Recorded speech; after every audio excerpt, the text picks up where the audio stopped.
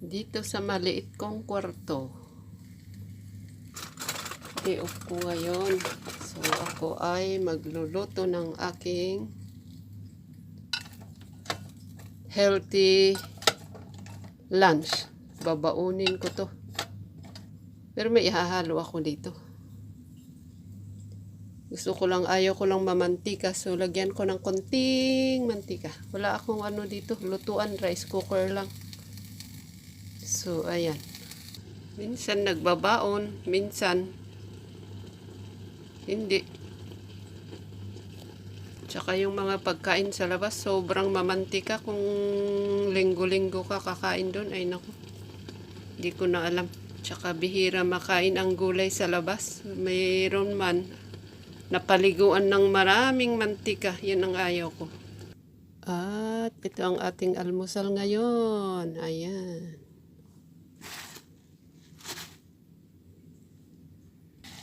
Ay, ito na po ang aking ulam. Itong chicken breast, dito ko rin niluto. Bago ko iluto itong gulay. Ayan. Pag may time ako, nagluluto ako dito sa maliit kong kwarto. Pero pag walang time, kakain sa labas. Kaya lang, kailangan maingat sa mga pagkain sa labas kasi mamantika, maalat, mahirap mag-ingat sa mga pagkain sa labas. McDonald's, kung yun, pareho din naman. Basta, maalat, mantika, ganun. Ayan, naluto na po. At i-ano na natin para hindi mo overcook. Ganyan. At tayo ay mag-almusal dahil wala akong ref dito. So, kailangan kainin ko lahat itong avocado. Ay, walang mapaglagyan, maliit. Gusto man ni amo bibili wala namang pwede siguro, pero ayaw ko kasi masyadong masikip. Di bale, hindi na importante yung ref. Ang mahalaga is, may privacy. At safe ang tinitirhan, okay na yun.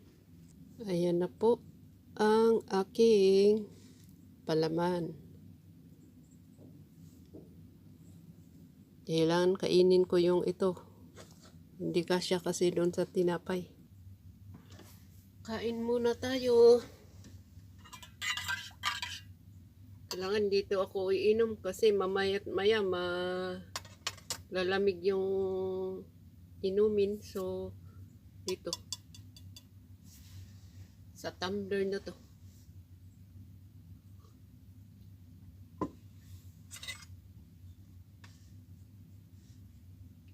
Oh, sarap ang aking almusal. Ayan. So,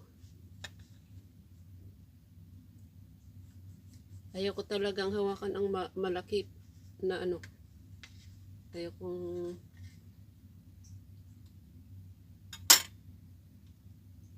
kong hindi ko alam. Basta para ka kasing nagmumukbang pagka ganyan.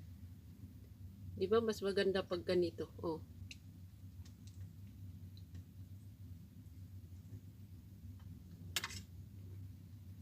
Hindi ka na para kang nakikipagkompetensya.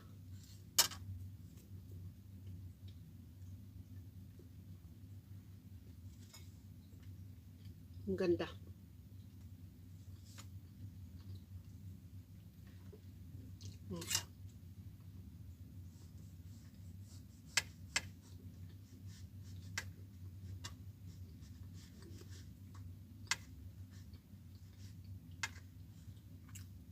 Kakadagdag din kasi sa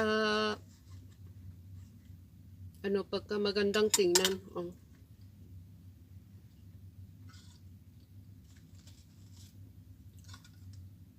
Hmm.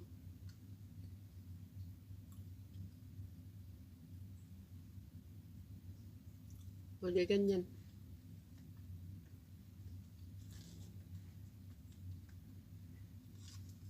Avocado bread. Masarap pag hindi haluan ng kung ano-ano. Para malasahan yung lasa ng avocado. Yung tinapay. Kasi pag nilagyan na ng gatas o mga asukal, o ano, wala na. Yun na yung nalalasahan. Hindi maganda pati. Lalo pag ang inumin ay medyo may tamis.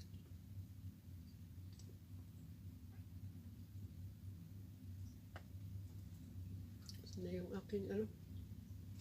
Ay, sige na po. Maraming salamat. Pinakita ko lang kung ano ang kaganapan ko ngayon. Linggo pala ngayon. So, mamaya lalabas ako. Meron kami importanteng gawain. Pag Sunday. Okay na po. Maraming salamat. Siya pala. Yung mga pinagkainan ko noon ng ano yung ganito yung buto ng seed ng avocado, may na panood kasi ako doon sa YouTube ba yun? Hindi ko alam, o Facebook, na ginawang ano yung sa oil, hiniwa yung ano, tapos binabad sa ano sa oil. Basta yung mga ano, olive oil, kung ano-ano, basta oil daw. Ay, hindi ko alam kung anong oil, basta ang sinubukan ko itong mga ano, nilipat ko lang dito. Yung olive oil na pang, hindi yung pang kain pang yung, basta olive oil na pang ano, hindi ko alam sabihin. Basta hindi yung pang kain, hindi yung pang luto. Yun, binabad ko rin, itry kung effective daw. Pati yung kaibigan ko, sabi niya, ano, di daw siya, basta ginamit daw niya, effective daw. Yun, try ko. Pag may masakit, wala pa naman. Babad daw dito sa ano. Siguro mas maganda yung ano, coconut oil. Pero wala naman coconut oil dito. Wala akong nabili. So, yan. Try natin. Mga ano pa lang ito. 3 days pa lang. Pero kapag kailangan, edi gamitin. Pag hindi, edi huwag basta gamitin. Yan, pinakita ko lang. Sabi kasi ng kaibigan namin, yung kakilala namin dito, ay, totoo pala, sabi niya. Tapos, yun, sinubukan ko rin. Pero wala pa namang masakit sa katawan. Hindi daw siya makalakad. E di ginamit, gumawa daw ng ganito. Okay naman daw. Ewan ko lang kung nagkataon o ano. Try natin Yan lang po. Maraming salamat. Ang aking kaganapan ngayon ay pinakita ko lang.